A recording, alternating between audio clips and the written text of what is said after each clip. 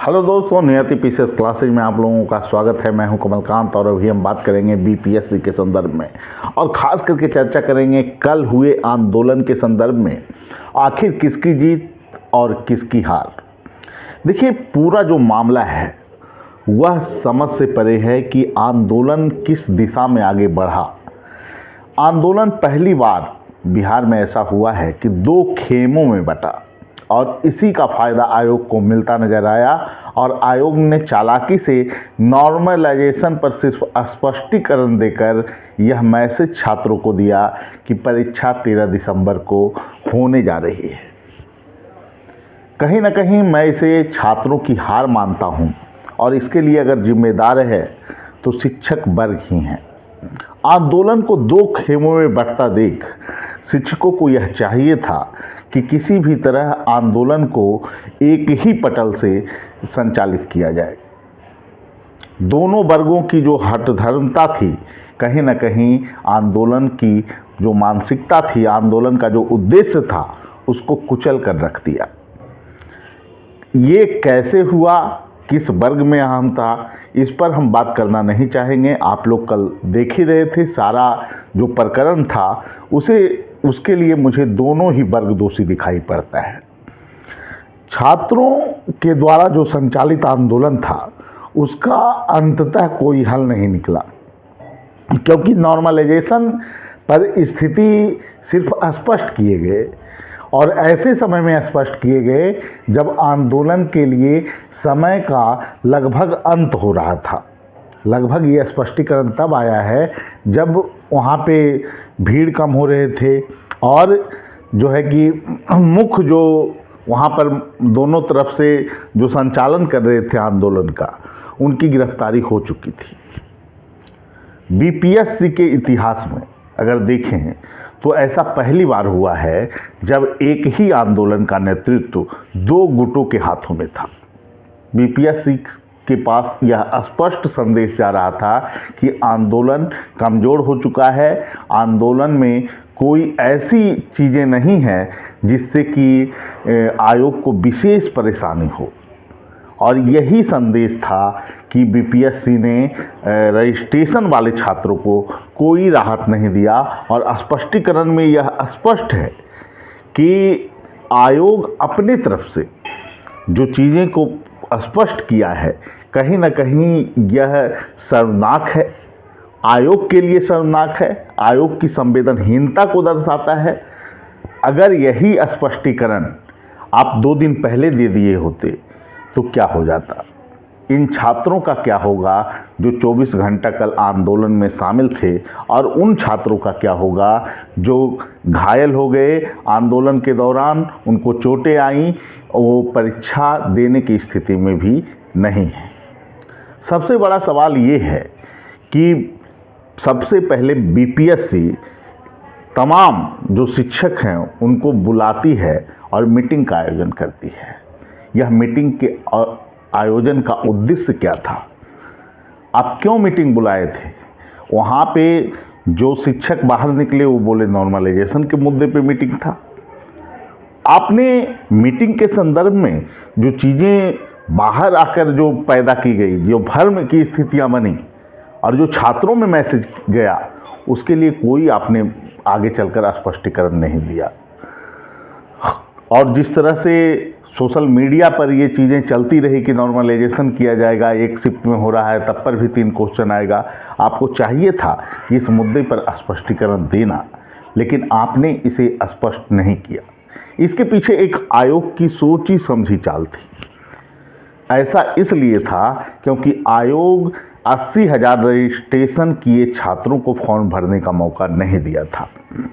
आयोग यह जानता था कि जब भी आंदोलन होगा तो सिर्फ नॉर्मलाइजेशन पर स्पष्टीकरण देते हुए रजिस्ट्रेशन के मुद्दे पर वह अपनी सफाई दे देगा, और वही चीज़ कल देखने को मिला जो कि छात्रों के लिए काफ़ी हद तक शर्मनाक है। और आयोग की यह मानसिकता कि वो जो है कि तानाशाही वाली मानसिकता स्पष्ट रूप से दिखाई पड़ती है किसी भी सिविल सेवा में ऐसा प्रकरण देखने को अभी तक नहीं मिला है। किसी भी राज्य लोक सेवा आयोग में ऐसे प्रकरण अभी तक देखने को नहीं मिले हैं जिसमें रजिस्ट्रेशन किए हुए छात्रों को 1-2 दिन का राहत फॉर्म भरने के लिए न दिया गया हो। इतने बड़े आंदोलन के बावजूद भी आयोग की तरफ से जो स्पष्टीकरण आया है वह शर्मनाक है। और निश्चित रूप से आप तैयारी अगर कर रहे थे तो 2 दिन का मौका देने में आपको क्या दिक्कत था? आप बोल रहे हैं कि अब एडमिट कार्ड इशू हो गया है। आखिर ऐसा जल्दीबाजी क्यों है? और यही चीज़ें जो है कहीं ना कहीं आयोग को संदेहास्पद बनाती है। अब लेकिन छात्रों के लिए मैं एक ही बात बोलूँगा कि जिस तरह से कल की जो भीड़ थी उसका यूटिलाइज होना चाहिए था, वो नहीं हो पाया। कारण स्पष्ट थे कि 2 खेमे में आंदोलन का बट जाना, और यह आंदोलन 2 खेमों में बंटने के पीछे मुख्य कारण यही था कि दोनों ही वर्ग, मैं एक को दोषी नहीं मानूंगा, अगर शिक्षक इतने ही महत्वपूर्ण थे तो दोनों ही वर्ग के, दोनों ही गुटों में शिक्षक थे, दोनों के बीच समन्वय क्यों नहीं हो पाया?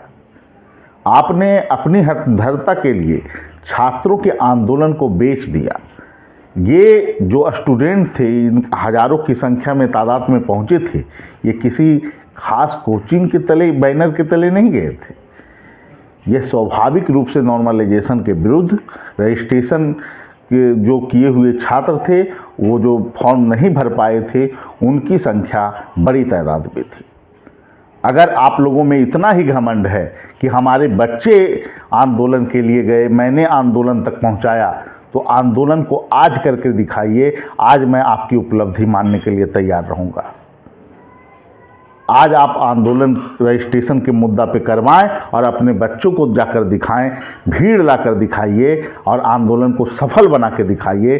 तब मैं मानूंगा कि छात्रों को जीत करवाने में आपकी भूमिका रही। आप लोगों ने आंदोलन को बेचा है। आप लोगों ने आयोग के आगे छात्रों को नतमस्तक करने के लिए मजबूर किया है। 67वीं बीपीएससी में जो आंदोलन हुए उसमें हम लोगों ने भी नेतृत्व किया आंदोलन का, और आंदोलन को कैसे समन्वय के साथ ले जाया जाता है, वहाँ भी 2 गुट जो है कि आपस में थे। एक जो है कि एक गुट जो था दिलीप जी के नेतृत्व में था, सौरभ जी के नेतृत्व में था, लेकिन मैंने समन्वय करवाया। मैंने आंदोलन को नई दिशा देने के लिए प्रयास किया और वहाँ दोनों ही वर्ग समन्वय के साथ आंदोलन किए।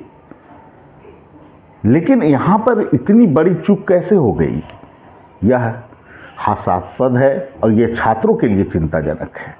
बड़े बड़े बैनर तले ये कोचिंग संस्थान जो छात्रों से ही पैसे की कमाई करते हैं, इस तरह से छात्रों के आंदोलन को कुचलने में, महत्वपूर्ण रोल निभाने में जो इनकी भूमिका रही है वो शर्मनाक है।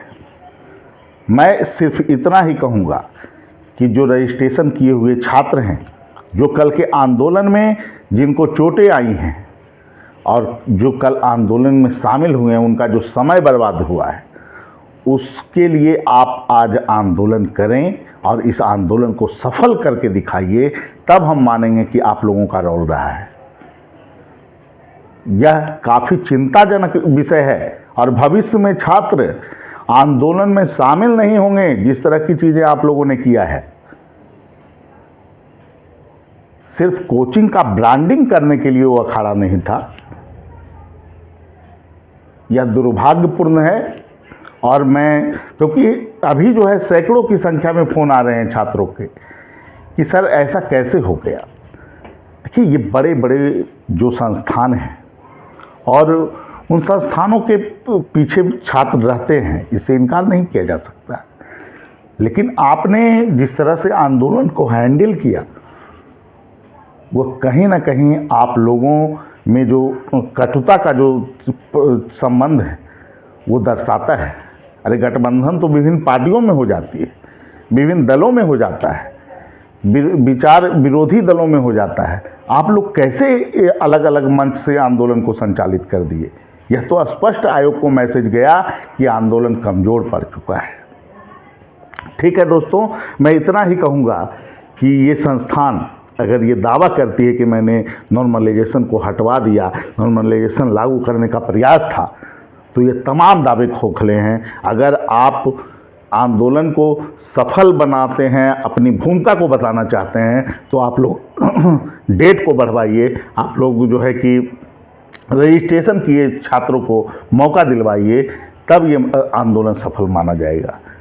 ठीक है दोस्तों, और अभी तो आप लोग देख रहे होंगे कि परीक्षा की तिथि आप लोगों की 13 दिसंबर को दी जा रही है। आप लोगों का निर्णय होना चाहिए कि आप लोग पढ़ाई करें या आंदोलन में जाए। मैं इस पर टिप्पणी नहीं करूंगा, क्योंकि स्पष्ट संदेश है कि 13 दिसंबर को परीक्षा होने जा रही है। ऐसे में अगर कोई जो संस्थान है दावा करती है कि मैं इसके लिए आंदोलन करूंगा, अपनी तत्परता दिखाती है, तो वो छात्र जो प्रभावित हैं और वैसे छात्र जिनको लगता है कि हम जो है कि अब परीक्षा के मुख्य धारा से बाहर हो चुके हैं, वो आंदोलन में शरीक हो सकते हैं। लेकिन मैं इतना ज़रूर कहूँगा कि इन जो आंदोलनकारी नेतृत्वकर्ता थे, उन पर पूर्ण रूपेण विश्वास करना मुश्किल हो गया है। ठीक है, सभी छात्रों को धन्यवाद। फिर अगले वीडियो में मिलेंगे। Thank you.